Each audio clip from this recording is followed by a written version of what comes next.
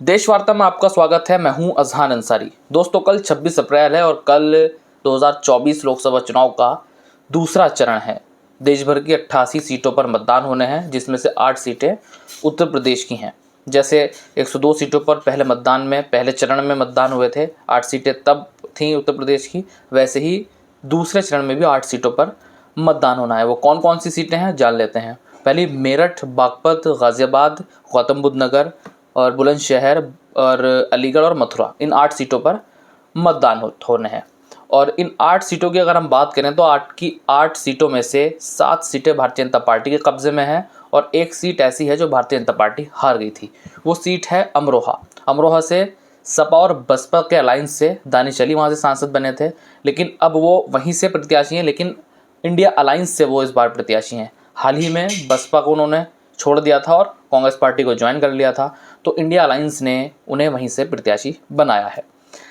दोस्तों, 8 सीटों पर जो मुकाबला है वो त्रिकोणीय मुकाबला माना जा रहा है। त्रिकोणीय क्यों माना जा रहा है? क्योंकि वहाँ पर इंडिया अलायंस और बीजेपी तो आपस में फाइट कर ही रही हैं, लेकिन तीसरी पार्टी यानी बसपा ने भी 8 की 8 सीटों पर अपने उम्मीदवार उतारे हैं, तो इसलिए वहाँ पर 8 की 8 सीटों पर मुकाबला त्रिकोणीय माना जा रहा है। बात कर लें अमरोहा की, क्योंकि अमरोहा इकलौती ऐसी सीट है उन 8 सीटों में से जो भारतीय जनता पार्टी हार गई थी और विपक्ष जो है वो जीतने में उसको कामयाब रहा था। तो दानिश अली वहाँ से इंडिया अलायंस से ज़ोर शोर से चुनाव प्रचार कर रहे हैं। बसपा ने वहाँ से मुस्लिम प्रत्याशी को उतारा है, मुजाहिद हुसैन को। तो और बीजेपी से कुंवर सिंह तंवर वहाँ से प्रत्याशी हैं, इसलिए जो मुकाबला है वो त्रिकोणीय हो गया है। बाकी 8 सीटों की बची हुई 7 सीटों की अगर हम बात करें तो 7 की 7 सीटें, चाहे वो मेरठ हो या बागपत हो, चाहे वो गौतम बुद्ध नगर हो, वहाँ पे भी मामला जो है वो त्रिकोणीय है। मुकाबला जो है वो त्रिकोणीय माना जा रहा है। दोस्तों, सवाल यह है कि जिस तरीके से आकाश आनंद को आप देख रहे होंगे, आकाश आनंद इस समय बेहद सुर्खियों में है और वो जनसभाओं को संबोधित कर रहे हैं, बीजेपी को निशाने पर ले रहे हैं। भारतीय जनता पार्टी की यानी वर्तमान सरकार की जो नीतियां हैं उन पर बोलते नज़र आ रहे हैं, चाहे वो पेपर लीक हो या बेरोज़गारी का मुद्दा हो, महंगाई का मुद्दा हो, हर चीज़ पे वो बीजेपी को टारगेट करते नज़र आ रहे हैं। वहीं दूसरी तरफ उन्होंने प्रत्याशी भी उतार दिए हैं। बीच में खबर भी आई थी कि मायावती जो है वो इंडिया अलायंस का हिस्सा हो सकती हैं, लेकिन मायावती ने अकेले लड़ने का ऐलान कर दिया। लेकिन सवाल यह है कि बसपा के चुनाव लड़ने से क्या भारतीय जनता पार्टी की राहें जो हैं वो आसान हो रही हैं?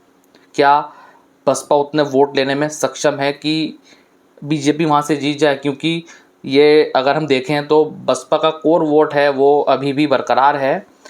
भले ही पहले से मत प्रतिशत जो है वो घटा है बसपा का, लेकिन उतना वोट उसके पास अभी भी है कि वो लड़ेगी तो इंडिया अलायंस को कहीं ना कहीं नुकसान पहुंचाएगी। लेकिन देखना ये होगा कि लोग कितने जागरूक हैं। अगर वो इंडिया अलायंस वाला जो वोटर है वो अगर नहीं बटता, वो इंडिया अलायंस को पड़ता है, तो इंडिया अलायंस को कोई फ़र्क नहीं पड़ेगा। लेकिन अगर बसपा थोड़े वोट भी लेने में कामयाब हो जाती है तो भारतीय जनता पार्टी की कहीं ना कहीं जो राहें हैं वो आसान हो सकती हैं। वहीं अब चुनाव है, कल मतदान हो जाएंगे। कल मतदान के बाद क्या कुछ तस्वीर निकल कर आती है, हम भी अपने संवाददाताओं से बातचीत करेंगे और ये जानने की कोशिश करेंगे कि इन 8 सीटों पर कैसा मुकाबला रहा। फिलहाल देश वार्ता में इतना ही। मुझे दीजिए इजाज़त। जय हिंद, जय भारत।